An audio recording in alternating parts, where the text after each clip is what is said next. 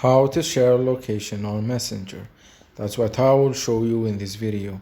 But before we begin, make sure to subscribe to the channel and ring the bell to get notified whenever a new video is uploaded. With that said, let's get started. So go ahead and open up Messenger and log into your account. And once you do that, go to the conversation that you want to share your location with. Once you're here, you want to click on those four dots at the bottom left of the screen. Then click on location. And here you will have a lot of options. You can share your current location by clicking on this icon right here and click on send location.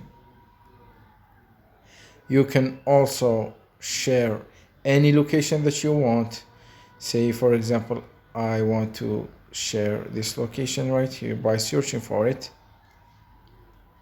And also you can share your current location for a specific period, sharing the live location, so whenever you move or go somewhere, your location will be shared live with this person right here, and he will be able to track you or follow you wherever you go and know your location.